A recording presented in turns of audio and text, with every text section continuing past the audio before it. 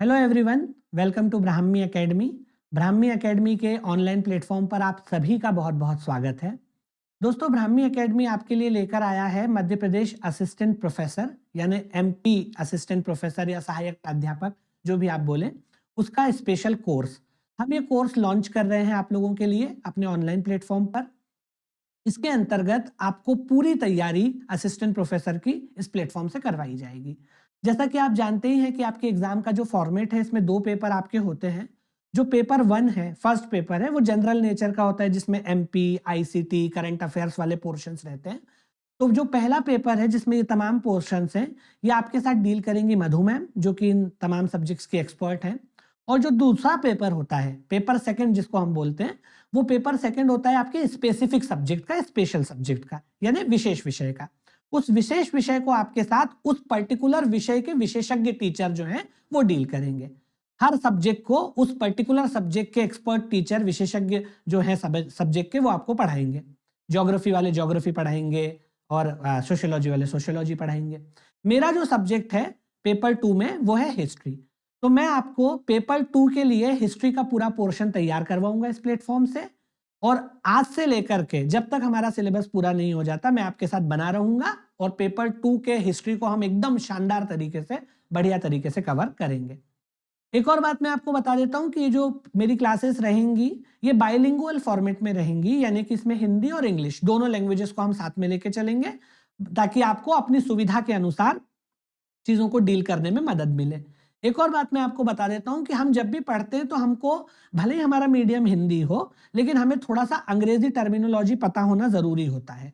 क्योंकि कई बार क्या होता है कि हिंदी को लेके थोड़ी उहापोह की स्थिति रहती है, इसलिए बाइलिंगुअल अगर हम पढ़ाई करते हैं, तो वो वैसे भी बेनिफिशियल रहता है। और आपका मीडियम अगर अंदर अलग है, तब तो फिर कोई दिक्कत वाली बात है ही नहीं। तो हम बाइलिंगुअल फॉर्मेट में क्लासेस आपके लिए रन कर रहे हैं। क्लास शुरू करने से पहले मैं आपको एक बात का इंश्योरमेंट देना चाहता हूं, एक तरह की श्योरिटी देना चाहता हूं, सुनिश्चित करना चाहता हूं अपनी तरफ से, कि अगर आप केवल मेरी क्लासेस ही अटेंड कर लेते हैं पेपर 2 हिस्ट्री के लिए, तो मुझे ये आश्वस्ति है, और ये आश्वस्ति मैं आपको भी देना चाहता हूं, कि आपको इसके अतिरिक्त तो और कुछ पढ़ने की आवश्यकता नहीं पड़ेगी। You will not need to read any other thing, any other source, be it any book, be it any website, be it any notes, nothing.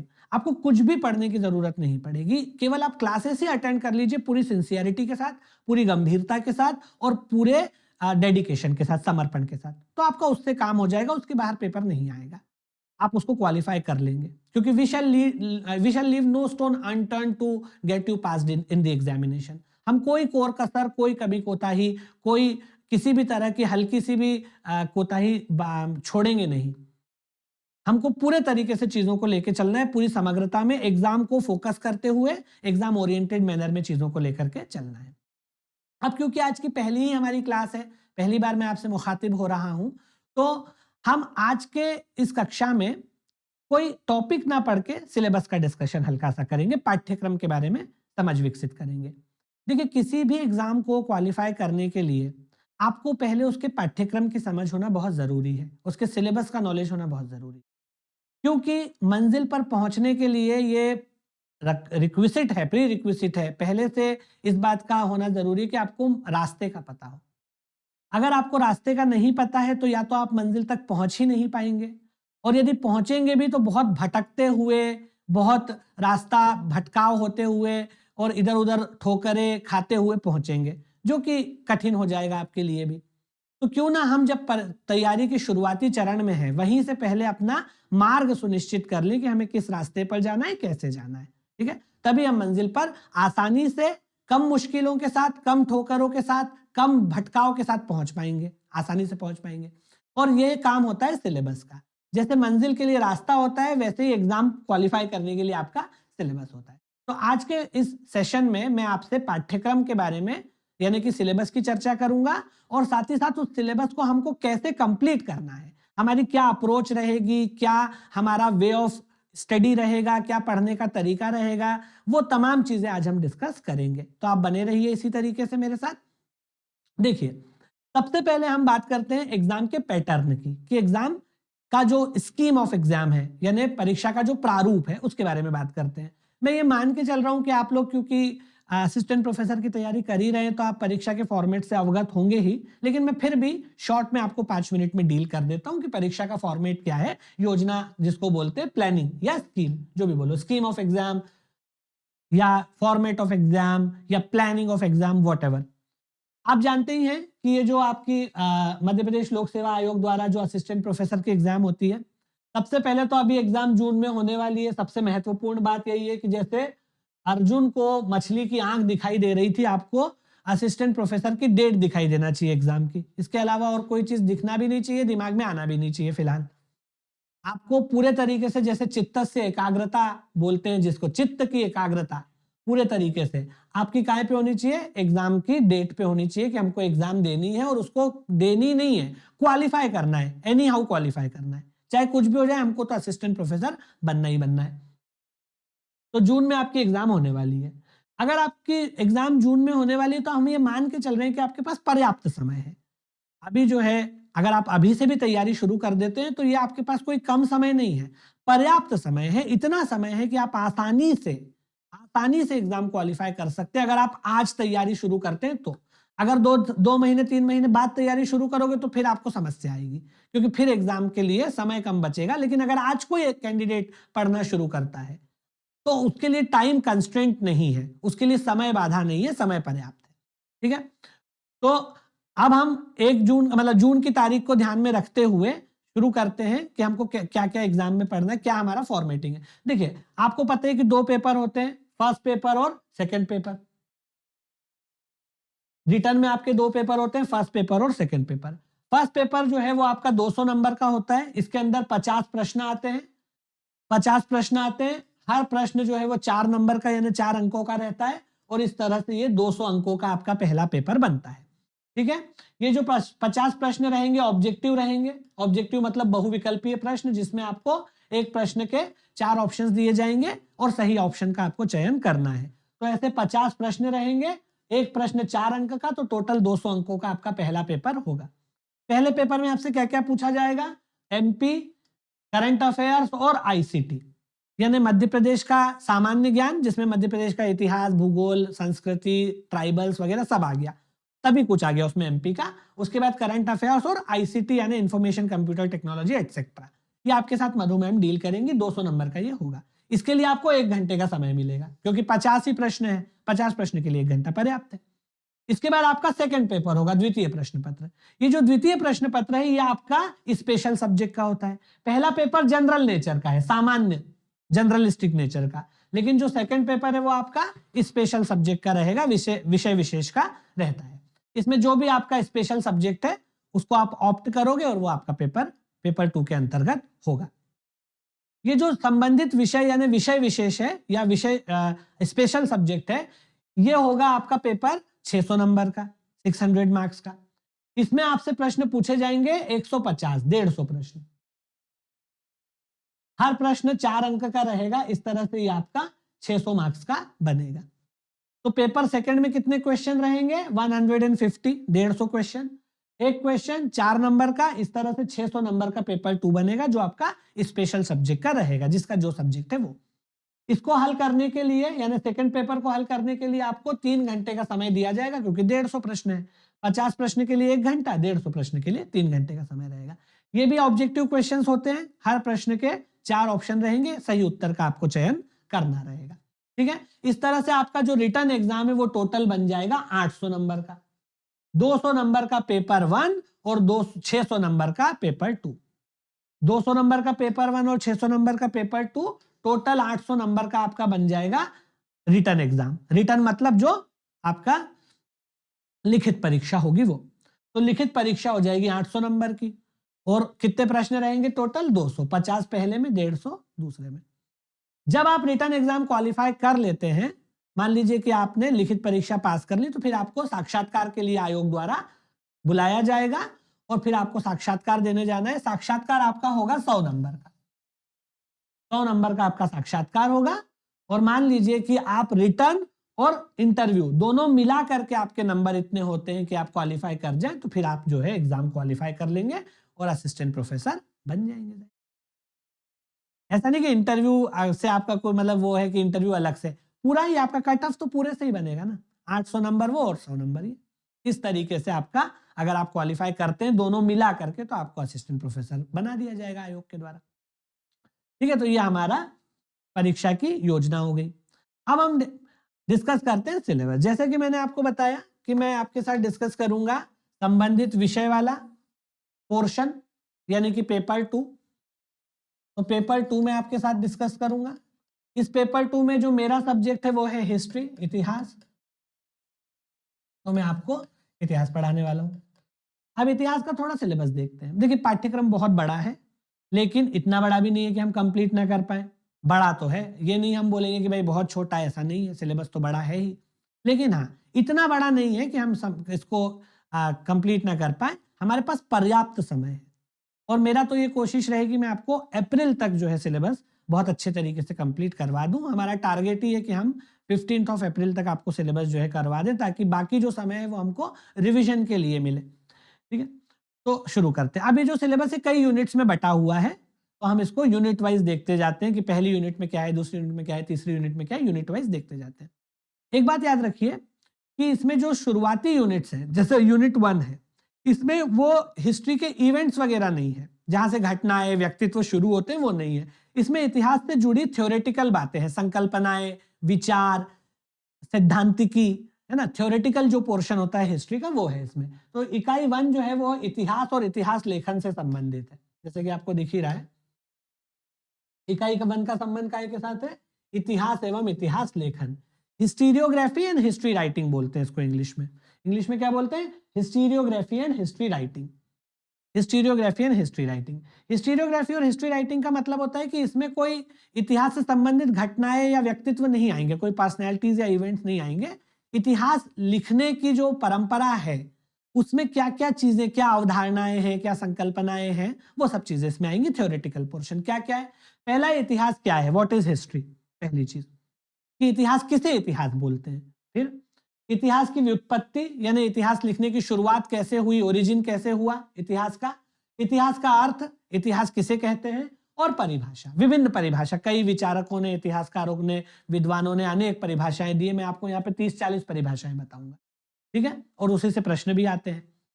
तो इतिहास क्या है, इतिहास की व्युत्पत्ति, इतिहास का अर्थ और इतिहास की परिभाषाएं, यानी etymology, meaning and definition of history, what is history.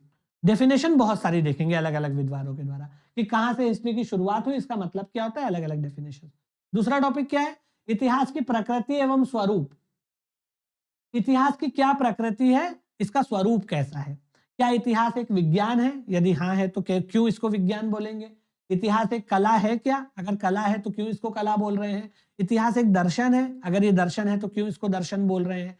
तो ये बातें हम जानेंगे कि इतिहास का नेचर क्या है। हिस्ट्री जो सब्जेक्ट है, हिस्ट्री का नेचर क्या है। क्या हम इसको साइंस माने, क्या हम इसको ह्यूमैनिटीज यानी आर्ट माने, क्या हम इसको फिलॉसफी माने, क्या हम इसको लिटरेचर माने, what should we consider it, इसको क्या माना जाना चाहिए। तो ये हम इसके अंदर देखेंगे कि इतिहास का नेचर कैसा है।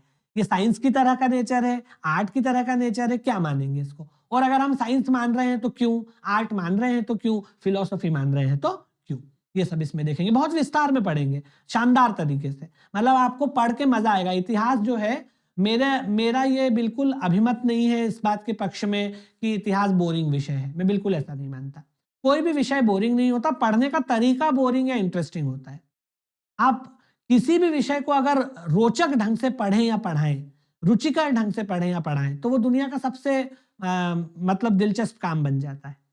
और अगर आप अच्छे से अच्छा विषय है लेकिन अगर आप उसको पढ़ाने का तरीका खराब है, तो वो फिर आपको ऊब पैदा हो करेगा, खींच पैदा करेगा, बोर्डम पैदा करेगा। विषय कोई भी उबाऊ या रोचक नहीं होता, पढ़ने का तरीका रोचक या उबाऊ होता है। इतिहास is a very interesting subject. इससे ज्यादा रोचक विषय कोई नहीं हो सकता अगर ढंग से पढ़ा जाए तो हम बहुत ही शानदार तरीके से उसको पढ़ेंगे, ये हम बहुत अच्छे से देखेंगे। अब आते हैं तीसरे टॉपिक पे। तीसरा टॉपिक क्या है? इतिहास का विस्तार क्षेत्र। राजनीतिक इतिहास, आर्थिक इतिहास, सामाजिक इतिहास, धार्मिक इतिहास, सांस्कृतिक इतिहास, संवैधानिक इतिहास, विचारों का इतिहास, बौद्धिक इतिहास, क्षेत्रीय इतिहास, राष्ट्रीय इतिहास और विश्व इतिहास। ये जो है इतिहास का विस्तार क्षेत्र है। यानी political history, economic history, social history, religious history, cultural history, constitutional history, history of ideas, intellectual history, regional history, national history and world history. आप देखिए बहुत बड़ा टॉपिक है ना। तो इतिहास का विस्तार क्षेत्र, अलग अलग क्षेत्रों में इसका विस्तार है।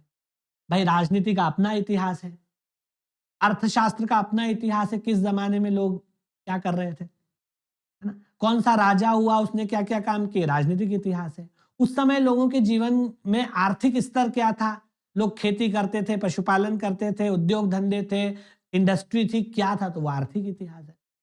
उसके बाद सामाजिक इतिहास होता है, समाज में क्या स्थिति थी, वो सामाजिक इतिहास है। महिलाओं की, विभिन्न वर्गों की क्या स्थितियां थी, वो सब सामाजिक इतिहास में आ जाता है। उसके बाद आपका सांस्कृतिक इतिहास होता है कि उस समय क्या सांस्कृतिक गतिविधियां चलती थी, है ना। उसके बाद अगर हम एरिया वाइज देखें तो हमारी नेशनल हिस्ट्री है, वर्ल्ड हिस्ट्री है, कहीं की लोकल हिस्ट्री भी होती है, तो वो सब इसके अंदर हम देखेंगे। विश्व का इतिहास यानी पूरी दुनिया में हिस्ट्री में क्या बड़ी बड़ी चीजें हुई, वो वर्ल्ड हिस्ट्री में आ जाएगा। हमारे देश का जो इतिहास है वो राष्ट्रीय इतिहास है। किसी पर्टिकुलर क्षेत्र का जो इतिहास है वो क्षेत्रीय इतिहास है ना? राष्ट्रीय इतिहास मतलब उन राजाओं का या उन घटनाओं का इतिहास जो पूरे देश से संबंधित रखते हैं या संबंधित है। क्षेत्रीय इतिहास का मतलब किसी एरिया विशेष का इतिहास, है ना। विचारों का इतिहास, बौद्धिक इतिहास, ये सब चीजें हमको इसके अंदर देखनी है कि इनको क्या मतलब, बौद्धिक इतिहास मतलब क्या, विचारों का इतिहास मतलब क्या, इस क्षेत्र में क्या क्या काम हुआ है, वो तमाम चीजें इसमें हमको देखनी है। तो यहां पर हम देखेंगे इतिहास का विस्तार क्षेत्र, जिसको अंग्रेजी में हम क्या बोलेंगे, स्कोप ऑफ हिस्ट्री। इसको इंग्लिश में क्या बोलते हैं, scope of history. Political history, economic history, social history, religious history, cultural history, ये सब इसमें आ जाए कि हम हिस्ट्री को किस पर्सपेक्टिव से देख रहे हैं, किस दृष्टिकोण से देख रहे हैं। कई लोग जो है आर्थिक दृष्टिकोण से इतिहास को देखते हैं, जैसे मार्क्सवादी जो इतिहासकार होते हैं वो अर्थतंत्र को मूल में रखते हैं, उसके हिसाब से हिस्ट्री को देखते हैं। कुछ लोग ये मानते हैं कि जैसा राजकाज रहता है, राजा हिस्ट्री का निर्धारण करता है, यानी जो शासन प्रणाली है उससे निर्धारण होता है कि इतिहास कैसा रहेगा, तो वो राजनीतिक दृष्टिकोण से हिस्ट्री को देखते हैं। कई लोग संस्कृति के आधार पर देखते हैं कि देश की जो संस्कृति है, संस्कृति बहुत मतलब बहुत ब्रॉड टर्म है, बहुत व्यापक टर्म है, तो उसके हिसाब से देखते हैं। तो ये जो हिस्ट्री का स्कोप है इसके बारे में हम चर्चा करेंगे। इसके बाद अगला क्या है, इतिहास में वस्तुनिष्ठता। ये बहुत महत्वपूर्ण टॉपिक है। इतिहास में वस्तुनिष्ठता की आवश्यकता एवं समस्या, इतिहास परक वस्तुनिष्ठता। इतिहास जैसे विषयों में बहुत बार ये समस्या पैदा होती है कि वहां पर ऑब्जेक्टिविटी नहीं आ पाती है, और ऑब्जेक्टिविटी ना आए तो हिस्ट्री पढ़ने में समस्या पैदा होती है। ऑब्जेक्टिविटी का मतलब क्या होता है कि एक ही चीज को देखने के भिन्न भिन्न तरीके अगर होते हैं तो बोलेंगे कि ऑब्जेक्टिविटी नहीं है, अलग अलग दृष्टिकोण है। आप एक दृष्टिकोण से देख रहे हो, दूसरा दूसरे दृष्टिकोण से देख रहा है, मैं तीसरे दृष्टिकोण से देख रहा हूं, चौथा चौथे दृष्टिकोण से देख रहा है, और चारों लोग एक ही चीज के बारे में अलग अलग बातें कर रहे हैं क्योंकि चारों का दृष्टिकोण अलग अलग है। तो ये वस्तुनिष्ठता की समस्या, आप किसको सही माने, किसकी बात को सही माना जाए। चारों अपने अपने तर्क भी दे रहे हैं, अपने अपने प्रमाण भी दे रहे हैं, चारों के पास कुछ ना कुछ एविडेंस है। तो ये इसको कहते हैं इतिहास में वस्तुनिष्ठता। इसकी बहुत जरूरत होती है, तभी हम सही सही इतिहास तक पहुंच पाएंगे। अगर चार अलग बातें चार लोग बोल रहे हैं तो किसको इतिहास मानेंगे। तो इसकी बहुत जरूरत होती है इतिहास में कि हम वस्तुनिष्ठ इतिहास पढ़ें, ऑब्जेक्टिव इतिहास पढ़ें, जो सही है, सटीक है, समग्र है। और इतिहास में वस्तुनिष्ठता की समस्या क्यों आती है, कैसे आती है, कैसे इसको दूर किया जाता है, वो सब इसमें आएगा। एक चीज ही होती है जिसको बोलते हैं हिस्टोरिकल ऑब्जेक्टिविटी, ऐतिहास परक या ऐतिहासिक वस्तुनिष्ठता। क्या होती है, क्यों जरूरी है, क्यों वस्तुनिष्ठता ना हो तो क्या समस्याएं दरपेश होती है, ये सब हम इसमें देखेंगे। अगले टॉपिक पे अगर हम आए, यूनिट 1 में, तो वो है इतिहास में पूर्वाग्रह। पूर्वाग्रह का मतलब होता है प्री कंसीव्ड नोशंस, जो वस्तुनिष्ठता पैदा नहीं होने देते। तो ये वस्तुनिष्ठता से ही जुड़ा हुआ टॉपिक है। अगर हमारे दिमाग में पहले से कोई धारणाएं बनी हुई हैं तो हमारी सोच भी उन धारणाओं पर ही आधारित होती है, और जब हम किसी भी चीज को देखते हैं तो वो धारणाएं आड़े आती हैं। इसको बोलते हैं पूर्वाग्रह। तो इतिहास में ये पूर्वाग्रह जो है क्या रोल प्ले करते हैं और कौन कौन से पूर्वाग्रह होते हैं, पूर्वाग्रह का मतलब क्या होता है, वो सब इसमें देखेंगे। तो पूर्वाग्रह का क्या अर्थ है, पूर्वाग्रह के प्रमुख कारण क्या होते हैं, सामाजिक परिवेश, धर्मगत प्रभाव, राजनीतिक निष्ठा, संरक्षक शासक के प्रति कृतज्ञता, ये सब ये पूर्वाग्रह होते हैं। जैसे आपने देखा होगा कि जो दरबारी इतिहासकार हुए हैं। उन्होंने जो इतिहास लिखा है वो जिस राजा के दरबार में रहते थे उससे पैसा लेते थे, उसकी खाते थे, जाहिर सी बात है, उससे तनख्वाह लेते थे, उसके दिए घर में रहते थे।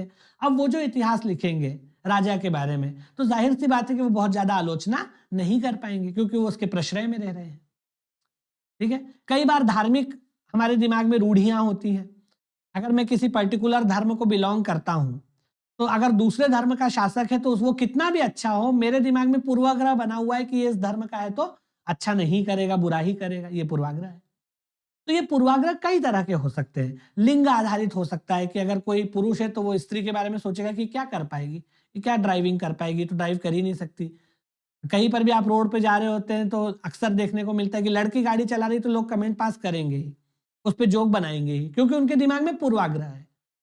ठीक है ना, तो ये पूर्वाग्रह होते कई तरह के हो सकते हैं। इतिहास लेखन में अगर पूर्वाग्रह आ जाए तो बड़ी समस्या पैदा होती है, तो वो सब इसके अंदर हमको देखना है। उसके बाद अगला टॉपिक क्या है? पूर्वाग्रह को अंग्रेजी में प्रीजुडिस बोला जाता है, प्रीकंसीव नोशन भी बोला जाता है, कई तरह के शब्द इसके लिए चलते हैं। ठीक है ना, बायसेस भी बोला जाता है। तो जो बायस होते हैं, प्रेजुडिस होते हैं, प्रीकंसीव नोशंस होते हैं, वो सब पूर्वाग्रह कहलाते हैं। बायस भी इसको बोलते हैं। अगला टॉपिक क्या है? इतिहास का अन्य विषयों से संबंध। देखिए, कोई भी विषय पूरे तरीके से अलग थलग नहीं होता, आइसोलेटेड नहीं होता है। हर विषय दूसरे विषय के साथ कहीं ना कहीं जुड़ा रहता है। इतिहास में तो ये बात और ज्यादा सही साबित होती है। वैसे तो सभी विषयों के बारे में बात सही है कि आप अलग थलग नहीं रहते, विषय कई विषयों से जुड़े रहते हैं, आइसोलेटेड नहीं रहते। लेकिन इतिहास के बारे में ये बात और ज्यादा सही है। इतिहास जो है वो भूगोल से भी जुड़ा है, राजनीति से भी जुड़ा है, विज्ञान से भी यहां तक कि जुड़ा है, समाजशास्त्र से भी जुड़ा है, अर्थशास्त्र से भी जुड़ा है, साहित्य से भी जुड़ा है, सभी विषयों से जुड़ा हुआ है। तो इतिहास का अन्य विषयों से क्या संबंध है ये हम जानेंगे। जैसे भूगोल, एक उदाहरण देता हूं आपको, बहुत इंटरेस्टिंग है।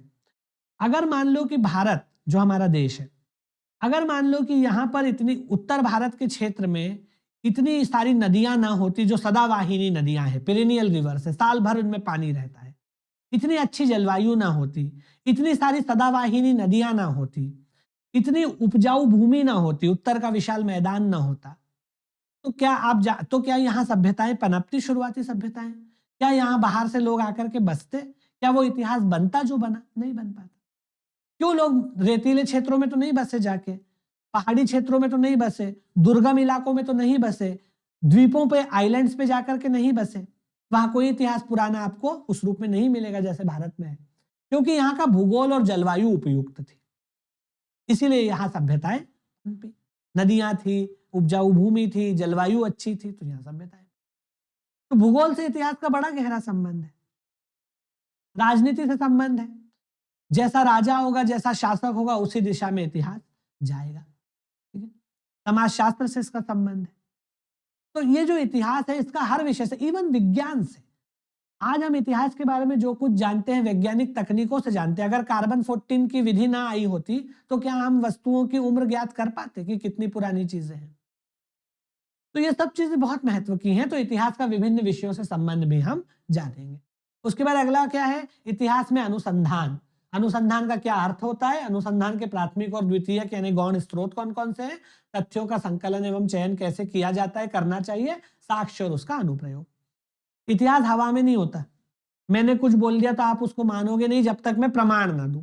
प्रामाणिक इतिहास की वैल्यू होती है, और जो प्रामाणिक है वही इतिहास है। उल जुलूल बातें इतिहास नहीं होती।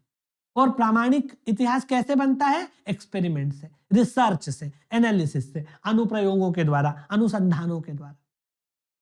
और अनुसंधान मनमाने नहीं होते, विधि पर आधारित, तर्क पर आधारित, लॉजिक पर आधारित, वैज्ञानिकता पर आधारित, ऑथेंटिसिटी पर आधारित होते हैं। तो वो तमाम चीजें हमको इसके अंदर देखना है कि इतिहास में अनुसंधान का क्या महत्व है, इतिहास के संबंध में अनुसंधान का क्या अर्थ है। अनुसंधान मतलब रिसर्च है ना, अनुसंधान का मतलब हम क्या मानेंगे? रिसर्च। तो इतिहास में अनुसंधान का क्या महत्व है, यानी रिसर्च का क्या रोल है, रिसर्च क्या होती है इतिहास के मामले में, रिसर्च मतलब क्या? रिसर्च का मतलब अलग अलग फील्ड्स में अलग अलग होता है। हिस्ट्री में रिसर्च का क्या मतलब होगा? रिसर्च करने के क्या क्या तरीके होंगे, प्रिमिटिव तरीके, सेकेंडरी तरीके क्या क्या होंगे, किस तरीके से फैक्ट्स को कलेक्ट किया जाएगा, किस तरह से फैक्ट्स को चूज किया जाएगा, जो काम के फैक्ट है उसको लेना है, जो फालतू फैक्ट है उसको छोड़ देना है, कौन से काम के हैं कौन से काम के नहीं है, ये तमाम चीजें जो हमको सबूत मिल रहे हैं, साक्ष्य मिल रहे हैं, वो साक्ष्य कैसे होंगे, उनका कैसे यूज किया जाएगा, ये तमाम चीजें इसमें बहुत इंटरेस्टिंग है, बहुत इंटरेस्टिंग, पढ़ने में भी आपको अच्छा लगेगा। जैसे मान लो कि हमारे पास जो पुराना साहित्य है और पुराना इतिहास है, वो तो हम इससे ही जानते हैं ना, हमारे पास रिटर्न सोर्सेज तो है नहीं, अनरिटन सोर्सेस ही हैं, जो आर्टिफैक्ट्स मिलते हैं, सामान मिलता है, सिक्के मिलते हैं, बर्तन मिलते हैं, घर मिलते हैं, ईंटें मिलती, उसी से हम जानते हैं। तो हम कैसे उन सैंपल को कलेक्ट करते हैं, कैसे उन सैंपल से ऑथेंटिसिटी जनरेट करते हैं, किस तरीके से उनका इतिहास के निर्धारण में या उसको जानने में कैसे उसका अनुप्रयोग किया जाता है, वो सभी चीजें हम इसके अंतर्गत देखेंगे। अगला क्या है, इतिहास के उपागम। उपागम जो शब्द है ये शायद आपको समझ में नहीं आ रहा होगा कि उपागम किसको बोलते हैं। अंग्रेजी में उपागम को अप्रोचेस बोलते हैं। अप्रोचेस का मतलब होता है तरीका, कोई भी काम करने का तरीका अप्रोच कहलाती है। इतिहास के उपागम यानी इतिहास को जानने के कई तरीके लोगों ने अपनाए हैं, वो तरीके इसमें आ जाएंगे, अप्रोचेस आ जाएंगी। धर्म संबंधी, प्राच्यवादी, साम्राज्यवादी, राष्ट्रवादी, मार्क्सवादी, उपाश्रयी, उत्तराधुनिकतावादी, जिसको पोस्ट मॉडर्निज्म कहते हैं, ये तमाम अप्रोचेस हैं। इतिहास को देखने के कई दृष्टिकोण हैं, कई तरीके हैं। अलग अलग लोगों ने अलग अलग तरीके से इतिहास की व्याख्याएं की हैं, इतिहास को देखा है, तो उसमें ये तमाम चीजें आ जाएंगी। कुछ लोग धर्म संबंधी दृष्टिकोण को देखते हैं, ज्यादा उससे ध्यान देते हैं। कुछ लोग प्राच्यवादी दृष्टिकोण से देखते हैं, है ना। प्राच्यवादी का मतलब होता है एंशियंट जो तरीका है ना, वो होता है इसके अंदर प्राच्यवादी तरीका, जिसको ओरिएंटलिस्ट अप्रोच बोला जाता है ना। Religious approach, orientalist approach, imperialistic approach जिसको साम्राज्यवादी दृष्टिकोण बोलते हैं, जो हमारे उपनिवेशवादी लोगों ने जिस तरह का साहित्य लिखा, इतिहास लिखा है ना, वो साम्राज्यवादी अप्रोच है। जैसे अंग्रेजों ने या जो हमारे औपनिवेशिक आका लोग थे, यानी कि जो ब्रिटिशर्स थे, और दुनिया भर में अलग अलग यूरोपीय देश भी थे, इन लोगों ने खास तरह से इतिहास की व्याख्या की। जो उपनिवेश बनाए हुए देश है, कॉलोनीज थी इनकी, जैसे भारत भी कॉलोनी था, ब्रिटिश कॉलोनी, उसके इतिहास के बारे में इन्होंने एक खास दृष्टिकोण अपनाया, उसको साम्राज्यवादी दृष्टिकोण बोलते हैं। प्राच्यवादियों का एक खास दृष्टिकोण है, विवाद भी, आंग्ल प्राच्य विवाद आपने सुना होगा, बहुत प्रसिद्ध है, अभी देखेंगे। रिलीजियस वाले धर्म के आधार पर व्याख्या करते हैं। कुछ लोग राष्ट्रवादी विचारक होते हैं, वो राष्ट्र को आधार बना के इतिहास की व्याख्या करते हैं, है ना। कुछ मार्क्सिस्ट होते हैं जो आर्थिक तंत्र के आधार पर व्याख्या करते हैं। उनको, ये जो मार्क्सिस्ट होते हैं, जो दुनिया भर में ज्यादा पॉपुलर अप्रोच है, कम से कम भारत में तो मार्क्सिस्ट अप्रोच बहुत पॉपुलर रही है। हमारे यहाँ चाहे रोमिला जी हो, रोमिला थापर हो, या प्रोफेसर इरफान हबीब हो, ये सब मार्क्सिस्ट ही हैं, मार्क्सिस्ट अप्रोच अपनाते हैं, है ना। हमारे जो बड़े बड़े इतिहासकार हैं, जैसे वर्तमान में चाहे वो रोमिला थापर हो, चाहे इरफान हबीब हो, सबकी अप्रोच लगभग वैसी है। इवन जो पॉपुलर हिस्टोरियंस है, चाहे वो रामचंद्र गुहा ही क्यों ना हो, सबकी अप्रोच ज्यादातर हमको मार्क्सिस्ट दिखती है। सब ऑल्टर्न एक फिलॉसफी चलती है। सब ऑल्टर्न का मतलब होता है एक तरीके से जो वंचित या शोषित लोग हैं, उनके दृष्टिकोण से लिखना, सबऑल्टर्न के दृष्टिकोण से लिखना। एक पोस्ट मॉडर्निस्ट अप्रोच चलती है, उत्तराधुनिकतावादी। तो ये सब अप्रोचेस है जिसके अंतर्गत हमको इतिहास को पढ़ना रहता है। अलग अलग लोग अलग अलग तरह से व्याख्याएं करते हैं, उनकी जो अप्रोच है उस हिसाब से व्याख्या बन जाएगी। मार्क्सिज्म अप्रोच एक तरह से चलती है, सबऑल्टर्न दूसरी तरह से चलती है। तो ये सब अप्रोचेस है। इसके बाद हम आते हैं इतिहास के वृहद सिद्धांत, युग चक्रवादी सिद्धांत और ऐतिहासिक भौतिकवाद। ये ऐतिहासिक भौतिकवाद मार्क्स का ही सिद्धांत है। हिस्टोरिक डायलेक्टिक थ्योरी इसको बोलते हैं, या मटीरियलिस्टिक डायलेक्टिक थ्योरी भी बोलते हैं। तो ये मार्क्स का ही दिया हुआ सिद्धांत है, ऐतिहासिक भौतिकवाद, ठीक है। उसके बाद युग चक्रवादी सिद्धांत, ये सिद्धांत है जो इतिहास के वृहद सिद्धांत है, इनको हम पढ़ेंगे। उसके बाद इतिहास लेखन की परंपराएं, जिनमें प्राचीन भारत में इतिहास लेखन की वैदिक और पौराणिक परंपरा, जिसमें सुत परंपरा है, चरित परंपरा है, ये सब। बौद्ध और जैन परंपरा। प्राचीन भारतीय इतिहास में जो लेखक हुए हैं, जैसे शुक्र है, बाणभट्ट है, कल्हण है। उसके बाद मध्यकाल में जो लेखक हुए हैं, मिन्हाज है, बर्नी है, आपके अबुल फजल है, ये सब। और आधुनिक इतिहास लेखक जिसमें भंडारकर साहब हैं, जदुनाथ सरकार हैं, आनंद के स्वामी हैं, काशी प्रसाद जायसवाल है, आरसी मजूमदार है, कौशाम्बी प्रोफेसर कौशाम्बी साहब हैं, है ना, या मित्तल है, सतीश चंद्र मित्तल है, ये अलग अलग इतिहासकार हैं। इनका इतिहास लेखन में क्या योगदान है या इतिहास लेखन की परंपराओं में ये लोग क्या योगदान लेकर आए, ये सब इनके बारे में देखेंगे। इतिहास लेखन हमारे यहाँ शुरुआत से ही चल रहा है, हालांकि उसका तरीका बदलता गया है, तो हम उसको देखेंगे पूरे तरीके से, है ना। जैसे प्राचीन भारत में दो परंपराएं बड़ी प्रसिद्ध है, एक सुत परंपरा है और दूसरी चरित परंपरा है। इन सुत परंपरा और चरित परंपरा क्या होती है, क्या विशेषताएं हैं, इससे इतिहास जानने में कितनी मदद मिलती है, क्या विशेषताएं, क्या सीमाएं हैं, सीमाएं भी देखनी पड़ेगी, लिमिटेशंस, वो सब इसमें आ जाएगा। वैदिक परंपरा, पौराणिक परंपरा, लौकिक परंपरा, ये सब इसमें आ जाएगा, है ना। बौद्ध और जैन परंपरा, कितना सारा इतिहास हम बौद्ध और जैन ग्रंथों से जानते हैं। हमें आप 16 महाजनपद पढ़ते हैं, अगर अंगुत्तर निकाय ग्रंथ ना होता या भगवती सूत्र ना होता तो क्या हम लोग 16 जनपद के बारे में इतने विस्तार से जान पाते। तो बौद्ध ग्रंथ है अंगुत्तर निकाय और जैन ग्रंथ है भगवती सूत्र, उसी से हम जानते हैं। तो ये सब जो है ग्रंथ लिखे गए उस समय में और इनसे हमें इतिहास के बारे में जानकारी मिलती है। बाद में फिर विधिवत लेखन शुरू हुआ तो उनमें ये सभी इतिहासकारों के नाम है। कुछ प्राचीन है जैसे शुक्र, बाणभट्ट, कल्हण, ये सब प्राचीन है। कुछ मध्यकालीन है जैसे मिन्हाज है, बर्नी है, अबुल फजल है, ये मध्यकालीन है। और बाकी आधुनिक भारत के जिनमें काफी सारे नाम हैं, तो सभी को हम देखेंगे। तो ये तमाम चीजें इसमें हमको देखनी। यहाँ पर आकर के आपकी पहली यूनिट कंप्लीट हो जाती है। अभी एक ही यूनिट हुई है, पहली यूनिट कंप्लीट हो जाती है। अब आते हैं सेकेंड यूनिट पे। दूसरी यूनिट में क्या क्या पढ़ना है। दूसरी यूनिट में हमको यहां से जो है हमारा इतिहास शुरू होता है। पहली यूनिट में इतिहास नहीं है, मतलब इतिहास नहीं है का मतलब वैसा इतिहास नहीं है जैसा आप लोग समझते हैं। भाई कोई घटना हो, राजा हो, प्रजा हो, कोई युद्ध लड़े, कोई इलाका जीते, उस पर अपना कब्जा कर ले, कोई नीतियां बनाए, मंदिर बनवाए, स्तूप, इस तरह का। पहली यूनिट में ये सब नहीं है। पहली यूनिट में इतिहास से जुड़े सैद्धांतिक पक्ष है। कैसे इतिहास पढ़ा जाता है, किस तरह से इतिहास की उत्पत्ति हुई, कैसे एक विषय के रूप में उसका विकास हुआ, क्या वो साइंस है, क्या वो आर्ट है, क्या वो फिलॉसफी है, अगर है तो क्यों है, उसमें साइंस की कौन सी बातें हैं, फिलॉसफी की कौन सी बातें हैं, आर्ट की कौन सी बातें हैं, इतिहास लेखन में वस्तुनिष्ठता की क्या समस्या आती है, क्या पूर्वाग्रह बायसेस दिमाग में क्या रहते हैं, कैसे उनसे निजात पाई जाए, कौन कौन से इतिहासकार हुए हैं, अप्रोचेस क्या है, इतिहास को देखने के दृष्टिकोण क्या है अलग अलग, वो तमाम चीजें, ठीक है। तो वो सब उसमें आता है।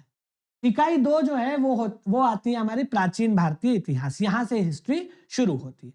इसमें हमको प्राचीन भारतीय इतिहास के बारे में पढ़ना है। प्राचीन भारतीय इतिहास में क्या है, संकल्पना एवं विचार पहला टॉपिक है। इस संकल्पना और विचार के अंदर क्या क्या आएगा, भारतवर्ष, वेद, ऋत, सभा, समिति, वर्णाश्रम, पुरुषार्थ, ऋण, संस्कार, यज्ञ, पंचमहायज्ञ, कर्म का सिद्धांत, बोधिसत्व और तीर्थंकर, ये तमाम टॉपिक्स इसमें देखने हैं। अब मैं यहाँ डिस्कस नहीं कर रहा हूँ क्योंकि हम इसको वैसे भी डिटेल में पढ़ने ही वाले हैं, केवल मैं यहाँ पे टॉपिक बता रहा हूँ कि इतने टॉपिक हमको पढ़ने हैं। आप जानते हैं वेद, आप जानते हैं 4 वेद है ना। भारतवर्ष की जो संकल्पना है हमारे देश की, वो कहाँ से हमको मिलती, किस समय से देखने को मिलती है। फिर ये सभाएं, समिति, विदथ वगैरह, ये सब समय ऋग्वैदिक काल में जो समितियां वगैरह थी वो सब है। वर्णाश्रम आप जानते ही है ना। पुरुषार्थ, 4 पुरुषार्थ है, 4 वर्ण है। ऋण का भी हमारे यहाँ जिक्र किया गया है हमारे इतिहास में। 16 संस्कार है, कई सारे यज्ञों के बारे में बात बताई गई है।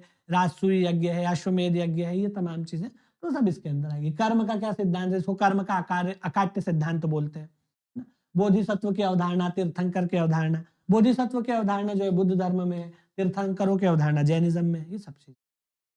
तो ये हम इसमें पहला टॉपिक है। मैं बहुत डिटेल में इसलिए नहीं बता रहा हूँ कि इसको बहुत डिटेल में हमको ऑलरेडी पढ़ना है, क्लासेस में बहुत डिटेल में इसको पढ़ना है, केवल मैं एक आइडिया दे रहा हूँ आपको। उसके बाद इतिहास के साहित्यिक स्रोत, धार्मिक साहित्य और लौकिक साहित्य, ये साहित्यिक स्रोत है। देखिए इतिहास जानने के कई स्रोत होते हैं, इतिहास जानने के बहुत सारे स्रोत होते हैं, ठीक है। कुछ साहित्यिक स्रोत हैं, कुछ पुरातात्विक स्रोत हैं, कुछ यात्रियों द्वारा लिखे गए विवरण है, वृत्तांत है, तो कई स्रोत होते हैं, सबकी चर्चा करेंगे। पहले साहित्यिक स्रोत। साहित्यिक स्रोत क्या होते हैं ये सब बाद में बहुत डिटेल में बताऊंगा।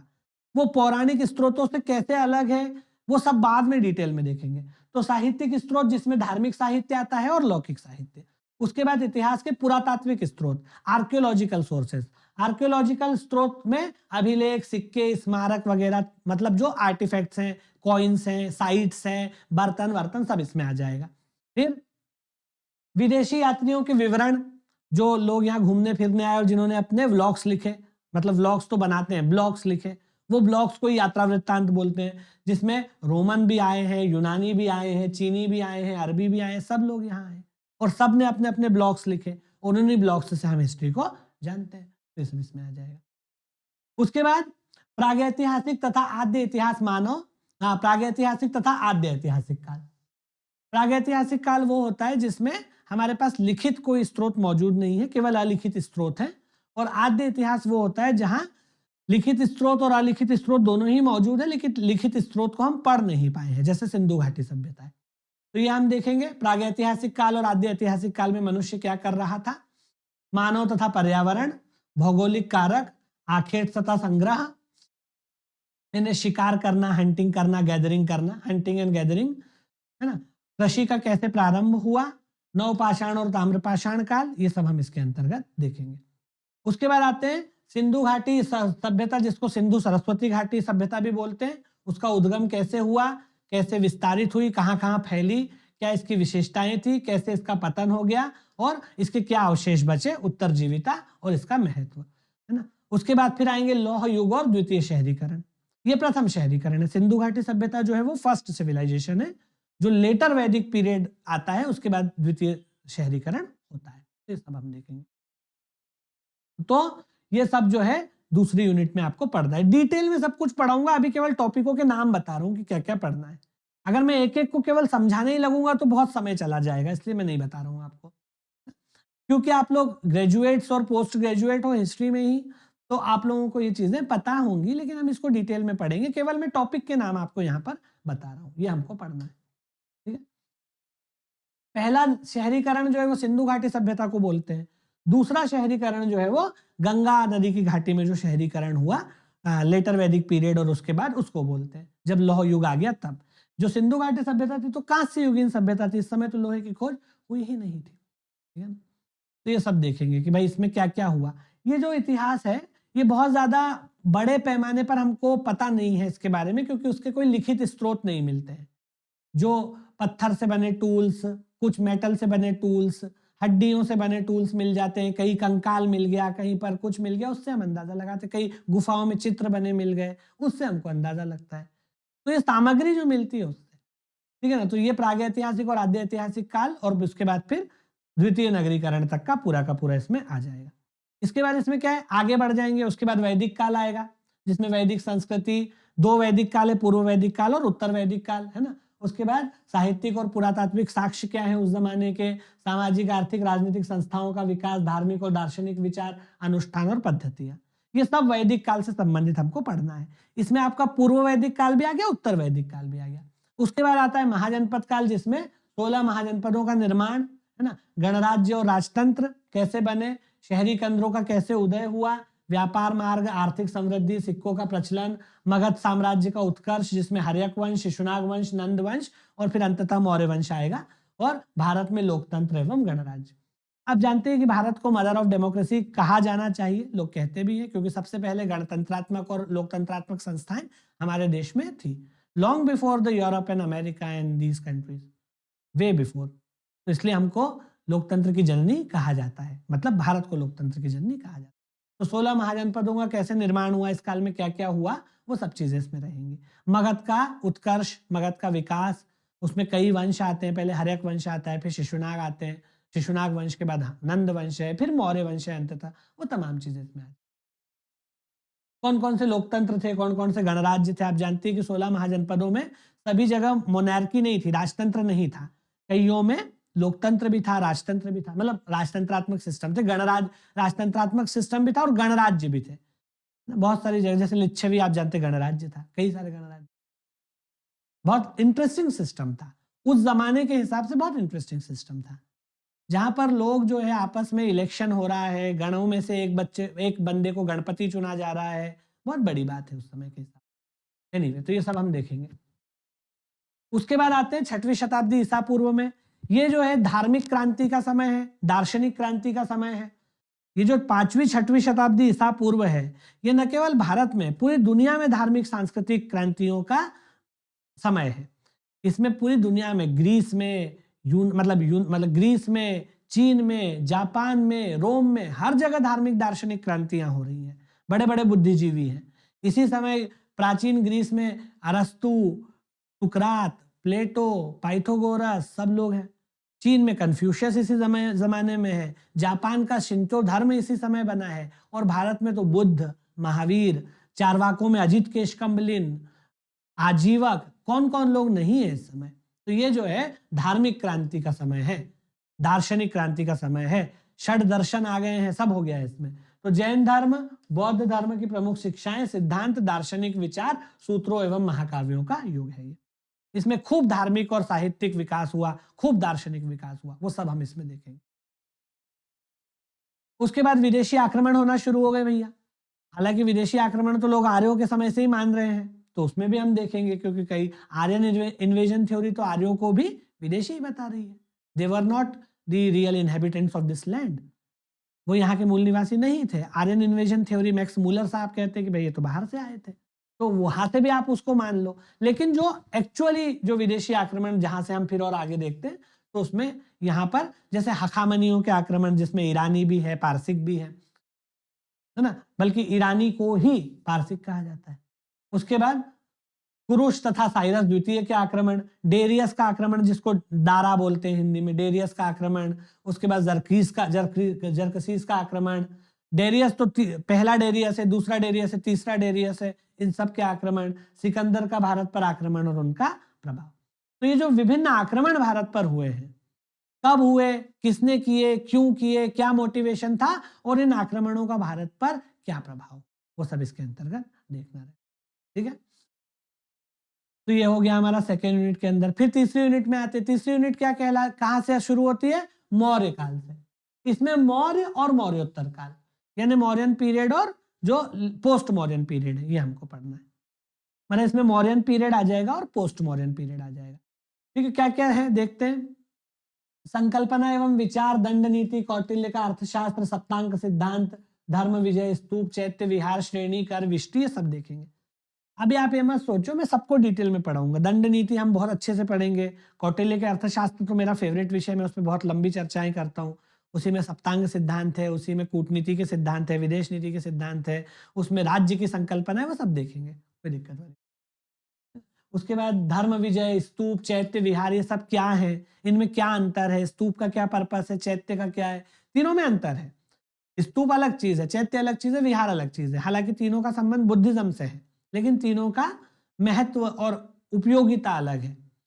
स्तूप जो है उसमें आप जानते हैं कि या तो गौतम बुद्ध के या उनके किसी अनुयायी, जो उनके तीर्थंकर, ये क्या बोलते हैं उसको, श्रवण हुआ करते थे, किसी भी बौद्ध भिक्षु के, बौद्ध श्रमण के शरीर के अवशेषों को रखा जाता था हर्मिका के अंदर, है ना। चैत्य और विहार में भी अंतर है। विहार जो है वो निवास स्थल है बौद्ध भिक्षुओं का, जबकि चैत्य जो है वो साधना स्थल है, चिंतन की जगह है। चित्त धातु से ही चैत्य बना है, चिंतन की जगह।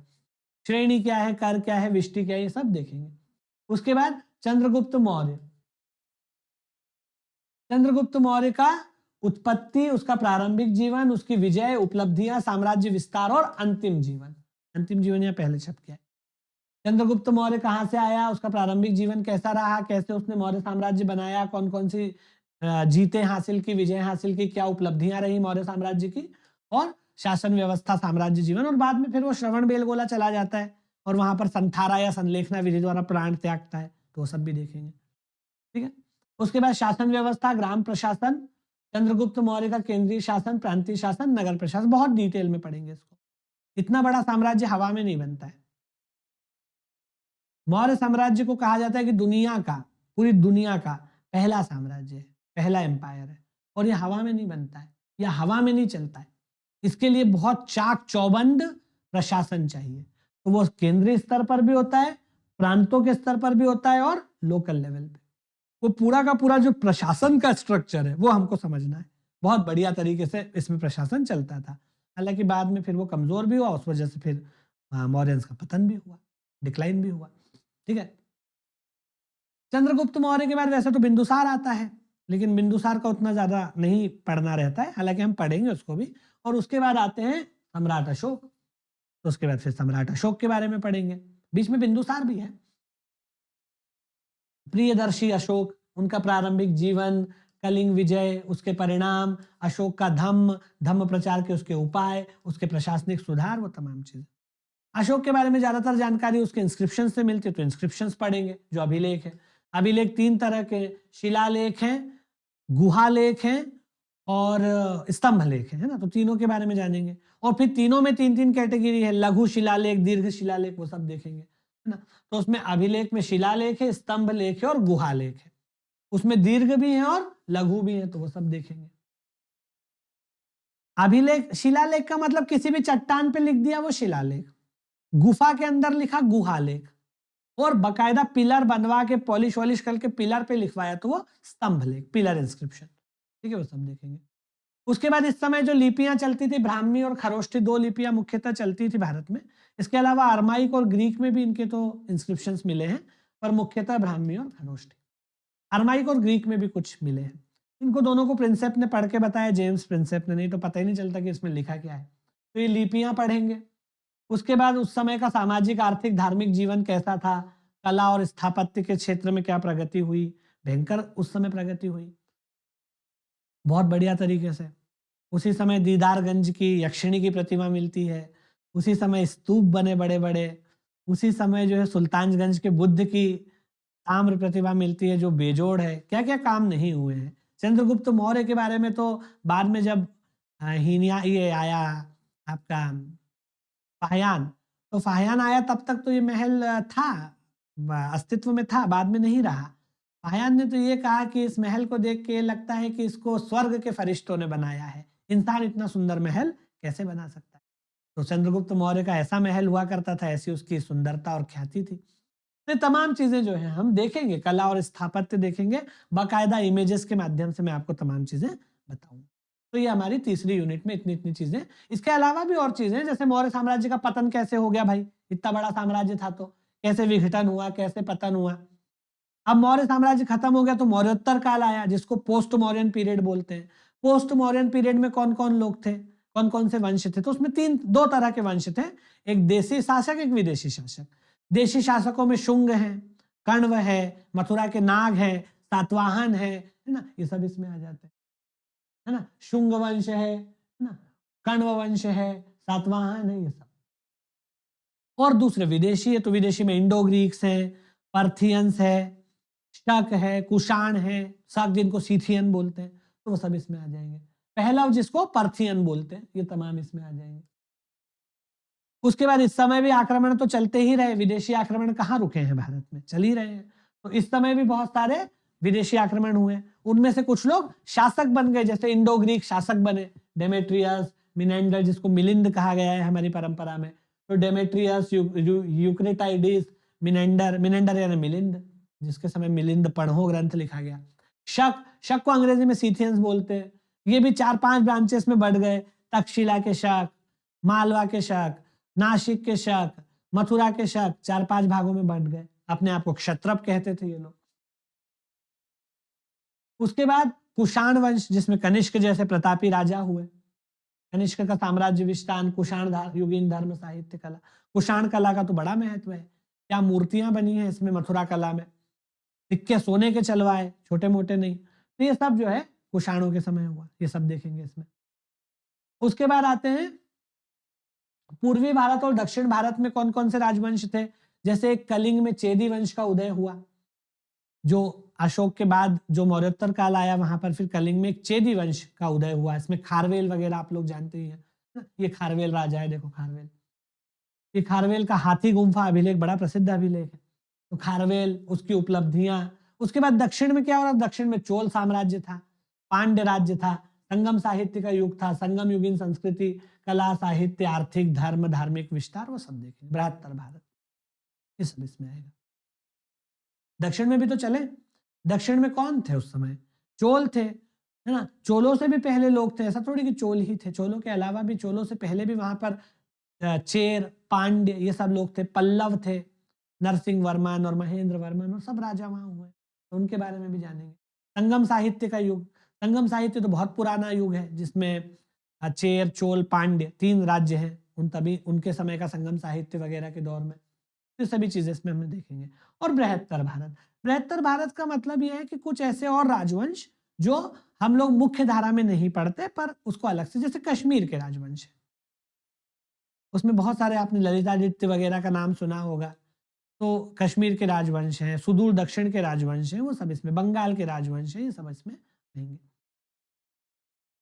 फिर प्राचीन भारतीय ज्ञान परंपरा, आप जानते हैं कि प्राचीन समय में भारत में ज्ञान परंपरा बहुत विकसित थी।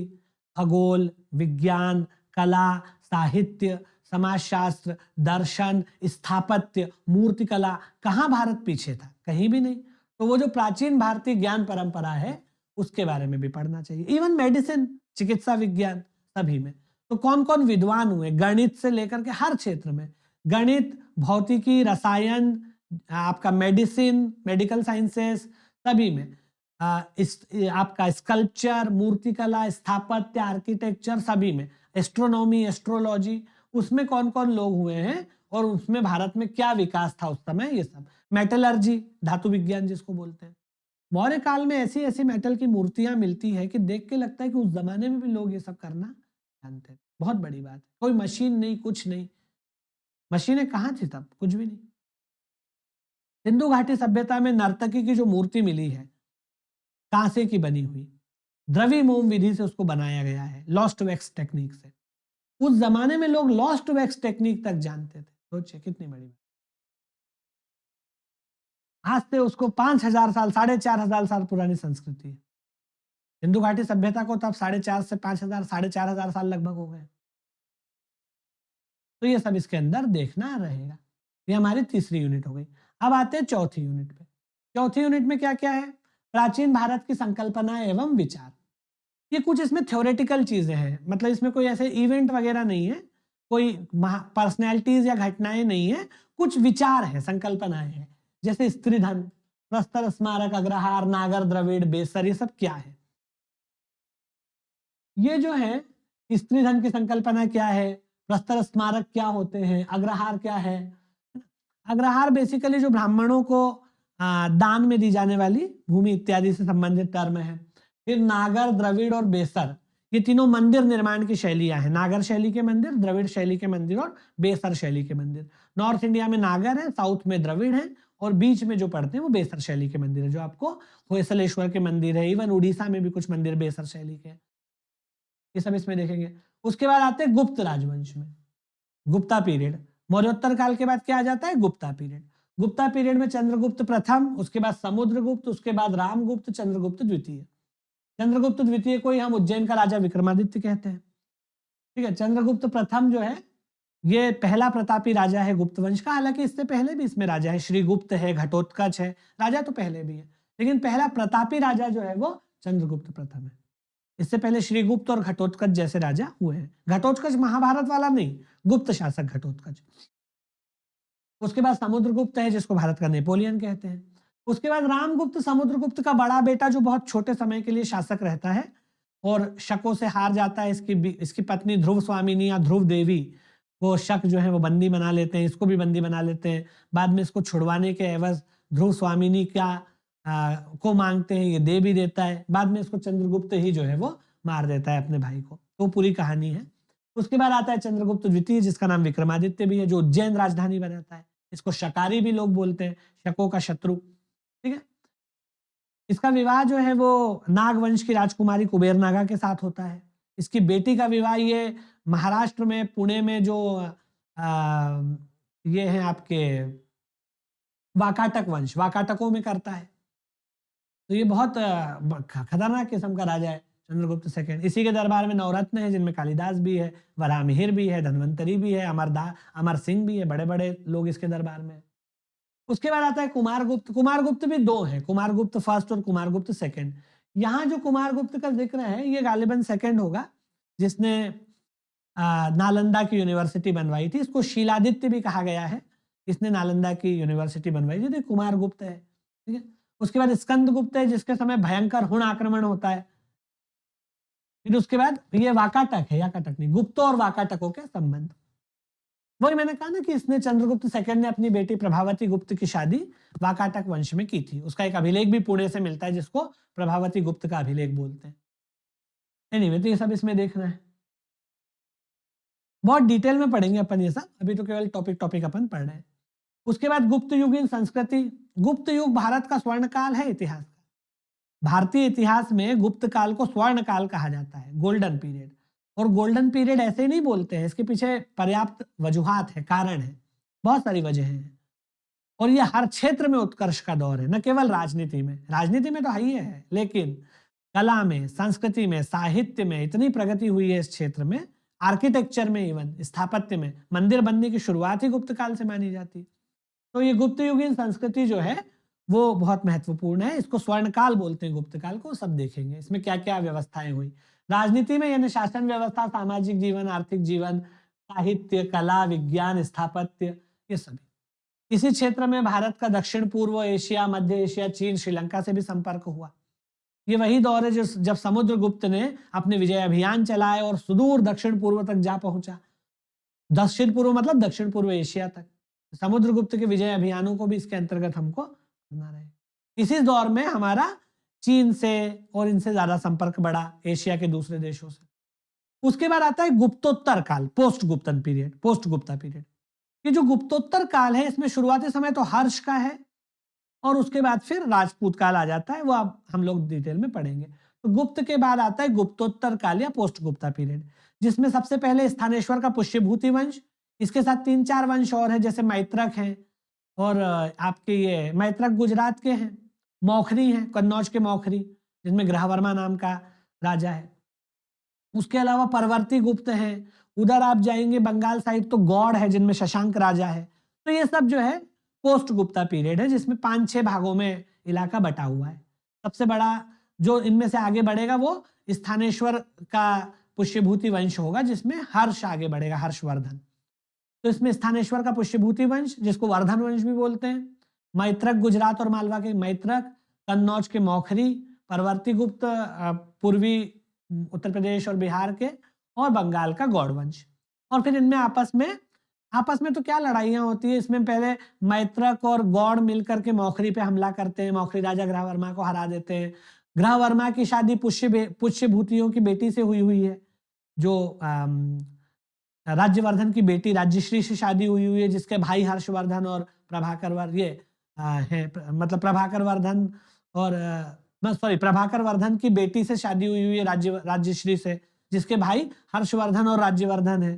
तो इस तरह से वो पूरा घटनाक्रम है जो इसमें हम देखेंगे। तो स्थानेश्वर का वर्धन वंश को ही पुष्यभूति वंश बोलते हैं, एक ही है, पुष्यभूति वंश या वर्धन वंश। इसके संस्थापक पुष्यभूति थे और इनका सरनेम वर्धन है, राज्यवर्धन, हर्षवर्धन, प्रभाकर वर्धन, ये सब।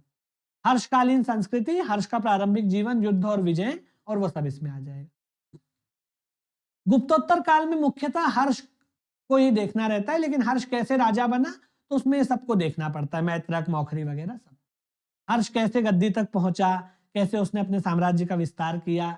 विघटन जो गुप्तोत्तर काल के बाद फिर अंततः हुआ ही, उसको थोड़े समय तक हर्ष ने संभाले रखा, बाद में तो फिर ये टूट ही गया भारत कई हिस्सों में, है ना।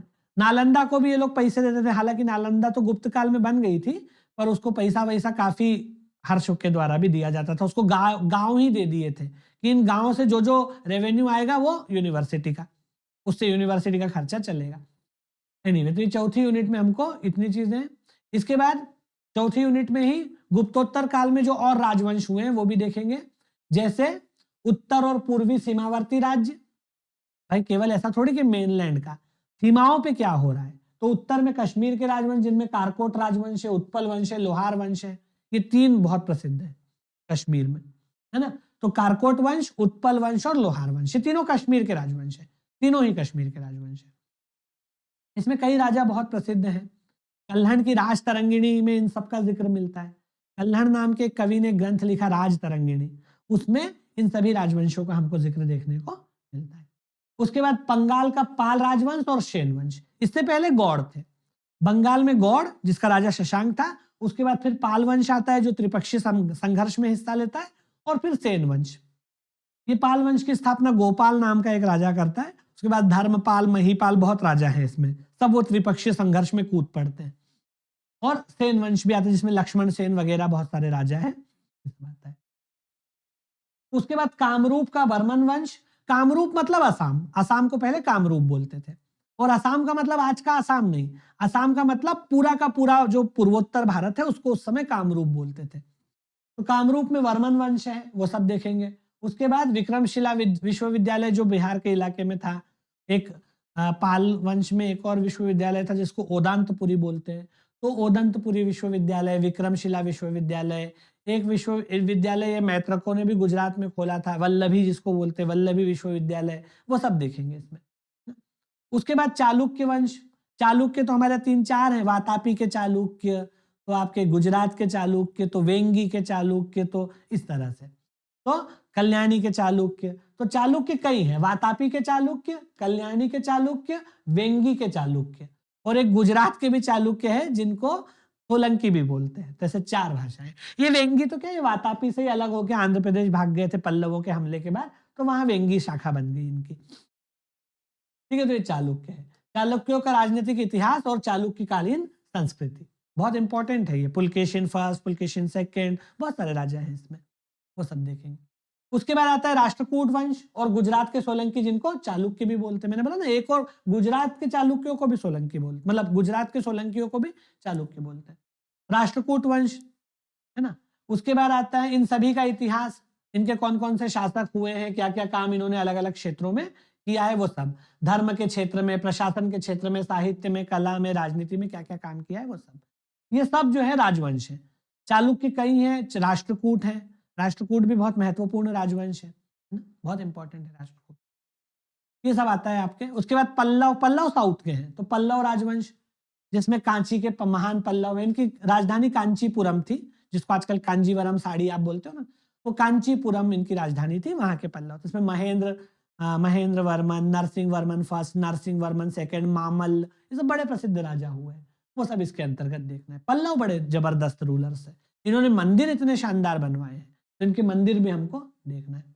उसके बाद पल्लवों के बाद चोलों का समय आता है दक्षिण में, तो चोल राजवंश, राजराज प्रथम, राजराज सेकंड, राजेंद्र चोल, बहुत सारे राजा हैं, ये सब इसमें आएंगे। इन्होंने भी बहुत भयंकर मंदिर बनवाए, भयंकर मतलब विशाल, बहुत विशाल मंदिर वगैरह इन्होंने भी बनवाए, तो वो इसमें आ जाएगा। उसके अलावा और छोटे मोटे राजा जो दक्षिण भारत में थे, जिसको दक्षिणापद तब बोलते थे, जैसे देवगिरी के यादव, अलाउद्दीन खिलजी इनको हरा देता है, रामचंद्र नाम रहता है इन राजा का, देवगिरी के यादव, इनकी बेटी को भी वो अपने से मतलब बाद में शादी भी करता है इनकी पुत्री से, तो वो देवगिरी के राजा यादव वंश हैं, जिनके रामचंद्र नाम के राजा हैं। बाद में अलाउद्दीन के समय उनका पतन होता है। उसके बाद द्वार समुद्र के होयसल, होयसल और राजाओं की ख्याति होयसलेश्वर के मंदिरों के कारण है। इन्होंने होयसलेश्वर के मंदिर बनाए हैं जो बेसर शैली के उदाहरण है, बेसर स्टाइल के मंदिर है, और इतने शानदार मंदिर है, अगर आपने ना देखे हो तो आप नेट पे जरूर देखिएगा। इतने सुंदर मंदिर हैं कि मतलब बेजोड़ है आर्किटेक्चर के हिसाब से। भारत में ऐसे ऐसी इमारतें हैं जिनका लोग नाम भी नहीं जानते, लेकिन वो बहुत सुंदर है। इतना बारीक काम पत्थरों का किया हुआ है इस पे। मेरे हिसाब से होयसल राजाओं की ख्याति होयसलेश्वर के मंदिरों की वजह से होनी चाहिए, जो उतनी नहीं है। ये द्वार समुद्र के होयसल हैं, बेसिकली छोटा राजवंश है पर काम इन्होंने अच्छे किए हैं। उसके बाद एक कदम्ब राजवंश है दक्षिण में, उसके बारे में पढ़ेंगे। एक गंग राजवंश है जिनकी लड़ाई हमारे परमार राजा से होती है, राजा भोज के साथ। ये गंग वंश और राजा भोज की लड़ाई भी होती है, परमार राजा भोज की, जो धार के राजा थे बेसिकली। उसके बाद वारंगल का काकतीय साम्राज्य, ये भी काकतीय वंश भी बहुत प्रसिद्ध है, तो ये सब इसमें देखना है। वो जो कहावत चलती है ना, कहाँ राजा भोज कहाँ गंगू तेली, वो कोई गंगू तेली नहीं है, उसमें गंगू में गंग राजवंश है और तेली में तैलप राजवंश है। ये दोनों राजवंश हुए हैं। गंगू तेली कोई आदमी नहीं है। जो कहावत है कहाँ राजा भोज कहाँ गंगू तेली, वो गंगू तेली में गंगू जो है गंग राजवंश है और तेली जो है वो तैलप राजवंश है। इन दोनों से परमार राजा भोज की लड़ाई हुई थी, राजा भोज ने इनको पटकनियां भी दी थी, पराजित भी किया था, इसीलिए वो कहावत चल गई। तो ये वही गंगवंश है। ये सब पढ़ेंगे, छोटे छोटे राजवंश है लेकिन बहुत छोटे नहीं, इतने महत्वपूर्ण है कि इनको पढ़ा जाना चाहिए, क्षेत्रीय है, रीजनल राजवंश। तो ये हमारा चौथा यूनिट हो गया। इसके बाद आते हैं 5वीं यूनिट के ऊपर, ठीक है। मेरे हिसाब से ये एक इसमें शायद पूरा ना हो पाए, एक क्लास में हम एक और क्लास ले लेंगे इसकी। अभी मैं आपको थोड़ा सा यहाँ पर आज इसको खत्म करते हैं, इसके बाद का जो है वो थोड़ा सा अगली क्लास में डिस्कस करेंगे, है ना? क्योंकि ये एक क्लास में पूरा करना संभव नहीं है इसके डिस्कशन को। तो एक और क्लास हम ले लेंगे जिसमें हम आपके साथ बाकी जो बचा हुआ हिस्सा है वो पूरा कर लेंगे। तो हमारी यूनिट 4 तक का हो गया है ना, यूनिट 4 तक का हो गया है। इसके बाद यूनिट 5 के बाद का जो पूरा का पूरा सिलेबस है वो हम अगले क्लास में डिस्कस करेंगे, ताकि आपको एक होलिस्टिक तरीके से पता चल जाए कि हमें क्या क्या पढ़ना है और किस तरीके से पढ़ना है। तो यूनिट 4 तक का हमने देख लिया। इसके बाद की जो यूनिट है, यूनिट 5, यूनिट 6, उसको अब हम अगली क्लास में देखेंगे कि उसमें क्या क्या हमको पढ़ना है, ठीक है ना? और मेरे हिसाब से अगली क्लास में सिलेबस डिस्कस करने के बाद उसकी जो अगली क्लास रहेगी उसमें एक सेशन हम लोग PYQs का लेंगे, पुराने सालों के पेपर्स को थोड़ा डिस्कस करेंगे। क्योंकि देखो, दो बातें बहुत महत्वपूर्ण होती है, एक होता है आपका सिलेबस और दूसरा होता है पुराने सालों में पूछे गए पेपर से जो प्रश्न आते हैं वो। इन दोनों को अगर आप दिमाग में रखो तो आप आने वाले पेपर्स के बारे में, उनके प्रश्नों के बारे में आपको एक अनुमान रहता है कि किस स्तर तक जाके पढ़ना है। क्योंकि आप ऐसा तो नहीं हो सकता बहुत उथला भी नहीं पढ़ना है और बहुत गहरा भी नहीं। आपको जिस एग्जाम को आप लिख रहे हो, जिस एग्जाम को आप दे रहे हो, उसको ध्यान में रखो ना कि उसकी क्या रिक्वायरमेंट्स है। और वो रिक्वायरमेंट्स आपको कब पता चलेगी? जब आप पुराने साल के पेपर को देखोगे। तो हम एक और सेशन लेंगे जिसमें बचा हुआ सिलेबस मैं आपसे डिस्कस करूंगा और उसके बाद वाले सेशन में PYQs को बताऊंगा, पुराने सालों के पेपर्स को, ताकि एक आइडिया बने कि जब हम किसी टॉपिक को पढ़ रहे हैं तो उसको कितनी गहराई में और कितने विस्तार में पढ़ना है। क्योंकि ये तो समुद्र है, इसमें आप गोते ही खाते रह जाएंगे अगर आप एक परिधि नहीं बांधते हैं। तो आपको एक परिधि बांधना पड़ेगी कि किस हद तक मैं जाऊं और कहां मैं अपने आप को रोक लूं, और वो PYQ के डिस्कशन से पता चले। ठीक है, तो आप बाकी बचा हुआ जो सिलेबस है वो अगले सेशन में मैं कंप्लीट करवाऊंगा और फिर PYQs को सॉल्व करेंगे और उसके बाद फिर विधिवत क्लासेस की शुरुआत हम लोग करेंगे। मेरी तरफ से मैं ये सुनिश्चित कर रहा हूं कि अगर आप क्लासेस अटेंड कर लेंगे तो आपको इसके अलावा और कुछ पढ़ने की आवश्यकता महसूस नहीं होगी। इतने डिटेल में मैं आपको सारगर्भित तरीके से आगे लेकर के चलूंगा। आप देख ही रहे हैं कि मैंने सिलेबस भी बहुत डिटेल में डिस्कस किया, मैं टॉपिक भी पढ़ सकता था, लेकिन मैं आपके दिमाग में बैठा देना चाहता हूं कि आपको क्या क्या पढ़ना है। आपको कम से कम ये नाम पता रहे कि मुझे क्या पढ़ना है, ताकि आपके सामने जब वो टॉपिक आए तो आप इससे अवगत हो कि मेरे सिलेबस का हिस्सा है। कितने डिटेल में जाना है, किन किन टॉपिक्स को पढ़ना है, एक दिमाग में आइडिया होना जरूरी है। तभी आपके सामने कोई टॉपिक आएगा तो आपको पता चलेगा कि मेरे लिए इसका महत्ता है या नहीं है। ठीक है, तो अब अगली क्लास में बचे हुए टॉपिक्स को डिस्कस करेंगे, आपसे मुलाकात होगी और फिर क्लासेस को आगे विधिवत हम शुरू करेंगे। तब तक के लिए धन्यवाद।